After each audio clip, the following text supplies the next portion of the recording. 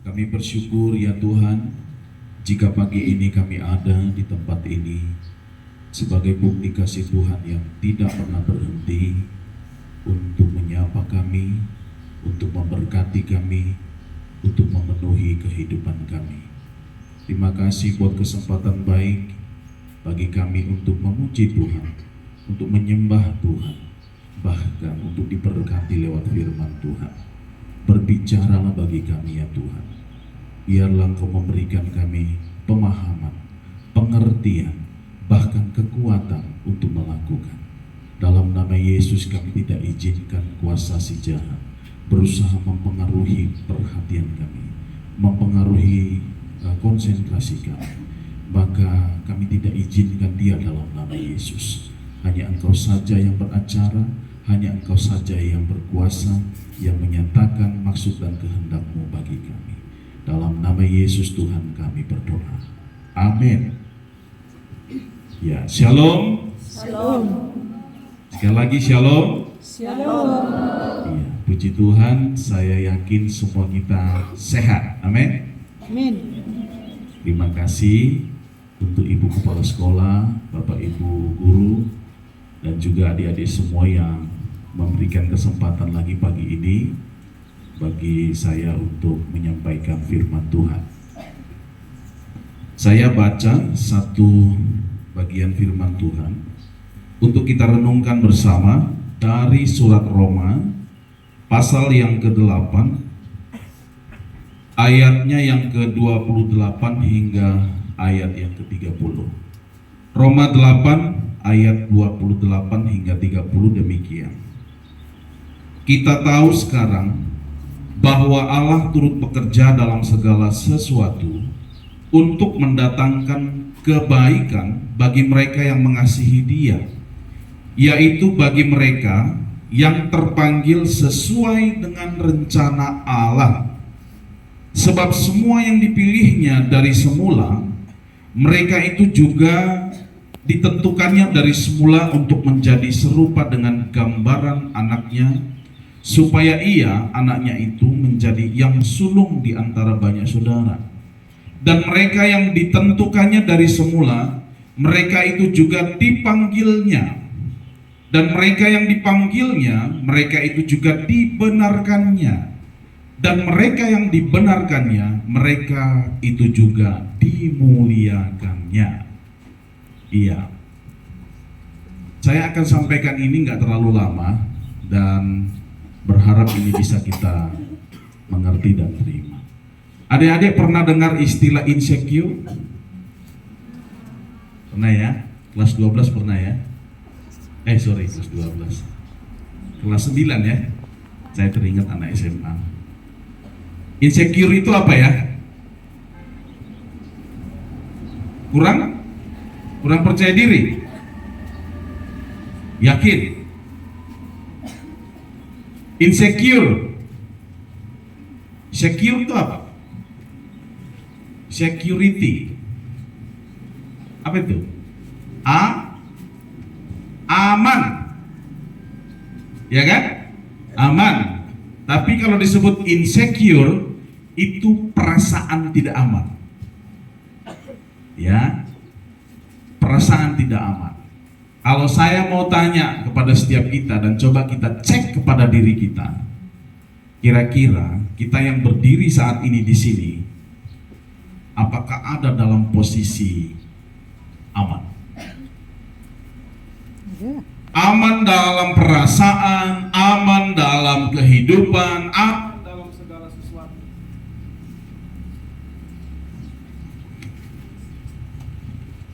Iya. Banyak orang ya, walaupun dia bisa hidup dan bernafas, walaupun dia keadaannya sepertinya sehat-sehat saja, tapi sedang berada dalam keadaan insecure. Oleh karena apa? Perasaan, pikiran, dan banyak hal ya yang kita tahu pada akhirnya segala sesuatu dikendalikan oleh hati dan pikiran. Banyak mungkin uang di kantong Anda, banyak mungkin saldo di ATM Anda, mungkin rumah kalian aman dan nyaman, Bisa apa itu? Bisa 10 orang di atas kasurnya itu, kasurnya nggak masalah gitu. Tapi belum tentu Anda dalam perasaan yang aman. Itu karena hatinya nggak aman. Ya. Kalau saya mau tanya, kira-kira apa yang membuat seseorang kurang percaya diri? Yo. Apa itu? Persiapan. Ya? Fisik, penampilan. Oh betul. Kadang-kadang orang nggak percaya diri karena penampilan. Rambutnya nggak tahu kayak mana, ya kulitnya bagaimana, tinggi badannya seperti apa, kondisi rumah kehidupannya seperti apa, nggak pede. Saya sedang meneliti. Saya sekarang sedang masuk dalam persiapan menulis sebuah karya ilmiah, namanya self-efficacy, penilaian terhadap keyakinan diri sendiri. Dan saya meneliti di satu sekolah, ini dengarkan ya, saya meneliti di satu sekolah. Saya tidak tahu, saya harus minta izin sama Ibu Kepsek. Kalau saya buat di sini, mungkin saya akan temukan banyak. Saya meneliti, baru tanya ke kepala sekolahnya, yang masuk kategori self-efficacy, yang kurang keyakinan diri, 60%. Boh, 60% berarti mayoritas, betul? Halo? Mayoritas kan? Kurang yakin, kurang percaya diri. Disuruh ngomong ke depan nggak berani, ya, disuruh mengerjakan tugas nggak mampu, apalagi diberi tanggung jawab nggak beres, padahal kecil. Ini area kelas, tugas kalian ya harus bersih, harus rapi, apa segala macam, nggak beres. Ternyata setelah dicek apa? Self-effikasinya bermasalah. Kurang percaya diri, kurang keyakinan. Hal ini menimbulkan seseorang kurang semangat dalam hidupnya. Hati-hati, kalau Anda dan saya kurang semangat hidupnya, itu dikendalikan oleh keyakinan kita. Maka insecure itu berbahaya. Sering kita ucapin, sering kita dengar kalau punya handphone. Oh insecure. Hati-hati, jangan sampai kita juga ada dalam pusaran itu. Nah hari ini saya mau sampaikan supaya kita lepas dari gangguan insecure. Kita pahami teks ini. Tuhan bicara apa bagi kita? Hari ini Tuhan bilang khusus di dalam ayat yang ke-28. Dia katakan, kita tahu sekarang bahwa Allah turut bekerja dalam segala sesuatu untuk mendatangkan kebaikan. Mendatangkan apa? Kebaikan loh. Kalau hari ini kita alami kesulitan, kalau hari ini kita masih susah-susah, kalau hari ini kita masih harus bergumul, itu sengaja Tuhan izinkan untuk satu kebaikan di masa yang akan datang. Maka jangan sedikit pun merasa kurang, merasa susah dan sulit, merasa kurang percaya diri kalau hari ini masih terbatas. Karena itu sedang dipersiapkan untuk masa depan yang lebih baik. Ya, bagi mereka yang mengasihi Dia, yaitu bagi mereka yang terpanggil sesuai dengan rencana Allah. Enak kali hidup dalam rencana Allah, betul nggak? Halo, enak nggak betul hidup dalam rencana Allah? Pasti enak. Yang susah itu hidup di luar rencana Allah. Sudah Tuhan atur bagus-bagus tujuanmu sampai ke sana, melenceng kita. Sengaja kita cari jalan lain. Akhirnya susah sendiri. Saya ikuti itu, saya sudah 23 tahun melayani Tuhan. Sejak saya terima Tuhan Yesus, hidup dari kesia-siaan, hidup di keadaan yang bebas, tanpa arah, ya, hidup sesuka hati, berfoya-foya, tanpa tujuan, tahun 99 saya terima Yesus, saya tinggalkan semua itu dan saya mau masuk dalam rencana Tuhan. Kalau saya ada di sini saat ini berdiri, ini karena rencana Tuhan. Saya yakin percaya rencana Tuhan yang baik juga ada bagimu semua. Amin. Kuat dong, amin. Maka jangan melenceng. Jangan berbelok. Ikuti perintah Tuhan. Ikuti arahan Tuhan. Setia kepada firman-Nya. Salah satu bukti kita setia kepada Tuhan adalah ketundukan kita akan firman-Nya. Salah satu bukti kita cinta kepada Tuhan adalah kita cinta firman-Nya. Ada di sini yang sudah jatuh cinta? Ada ya? Wah, kuat juga suara sebelah kiri. Ada ya? Biasa kalau orang jatuh cinta itu bagaimana ya? Hah? Aku tak bisa hidup tanpamu, Indah kan? Iya. Aku nggak selera makan kalau nggak lihat wajahmu, Indah kan? Makanya video call 24 jam. Sampai tidur pun video call tetap jalan. Udah ngorok di sini, ngorok di sana, video call jalan. Pulsa habis nggak masalah. Itu orang jatuh cinta. Intensitasnya, kualitasnya itu paling baik. Saya ingat waktu saya pacaran dengan istri saya tahun 2004, kami di kampus di Malang. Wah, kayaknya semangatnya double, bertambah-tambah kalau lihat wajahnya. Kami itu ada satu ruangan besar untuk makan, kira-kira 300 orang mahasiswa. Pintu masuk itu dari sebelah barat, pintu masuk. Dan saya setiap kali duduk jam 7 pagi, ketika sarapan pagi kami harus sama-sama. Saya sengaja duduk menghadap sebelah barat. Menantikan kehadirannya masuk dari pintu itu. Ketika rombongan mahasiswi putri ini masuk, pasti saya berusaha untuk cari mana dia. Ya, ketika wajahnya sudah masuk, orangnya sudah masuk, sudah nampak wajahnya, seolah-olah matahari terbit dari sebelah barat. Cerah, senyum saya pun luar biasa. Adanya dia rupanya. Tapi kalau nggak muncul-muncul, kayaknya udah malam gitu ya. Redup. Setiap hari saya berusaha. Saya ada punya satu surat cinta. Ini saya bilang ya. Saya punya surat pertama saya, surat cinta bersama. Surat cinta pertama saya sampai hari ini saya masih simpan. Dan sesekali kami baca berdua. Kadang-kadang ketawa-tawa, senyum juga. Bisa juga sepuitis ini gitu ya. Satu kali saya akan bacakan kepada anak saya. Ini surat cinta papamu ke mamamu. Waktu saya tulis itu, istri saya ngaku dulu, baru-baru dulu ya. Seringkali ku baca terus. Pagi ku baca, nanti sore, apalagi malam. Besok ku baca lagi. Saya mau tanya, itu lembaran berubah nggak? Isinya berubah nggak? Tapi kenapa dibaca terus? Nah,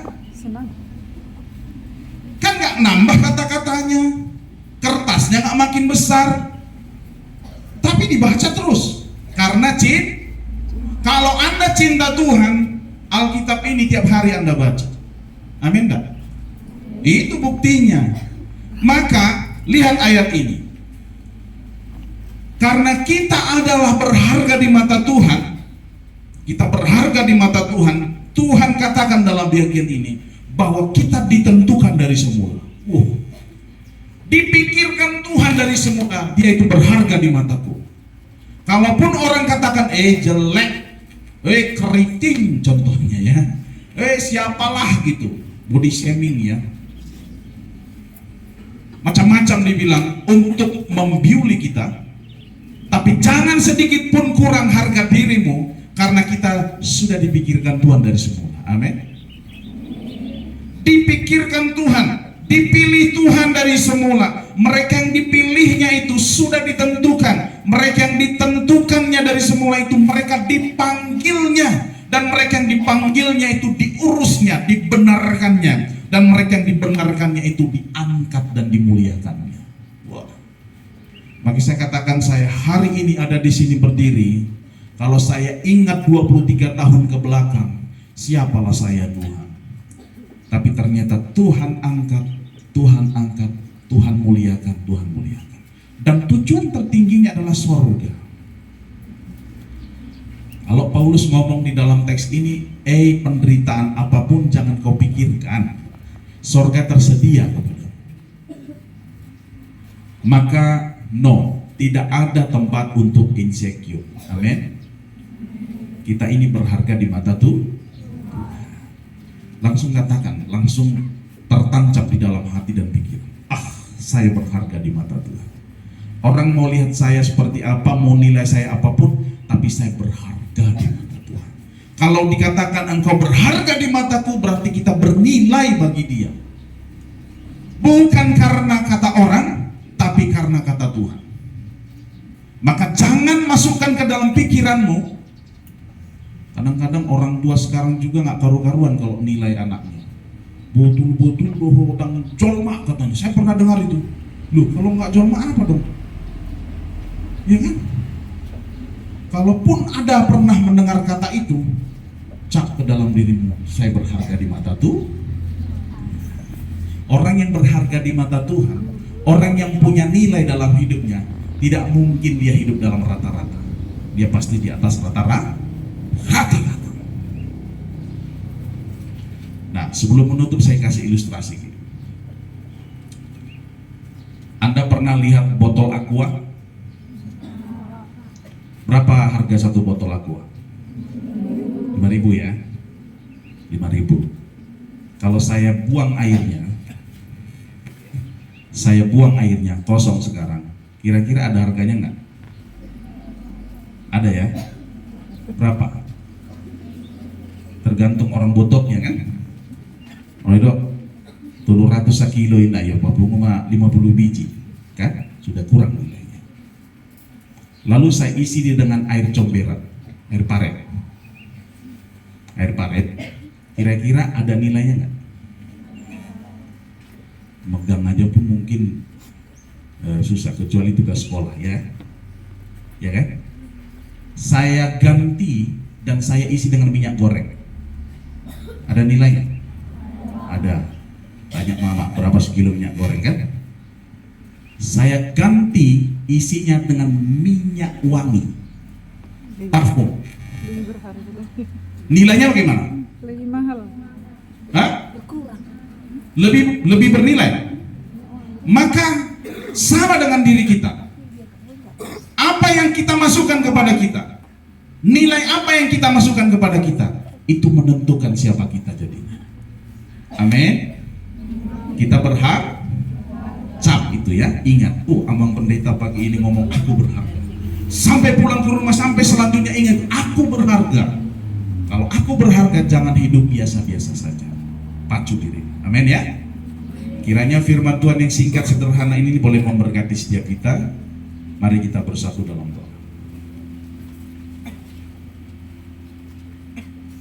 Kami sadar Tuhan bahwa sebenarnya tidak ada tempat bagi kami untuk insecure dalam hidup ini.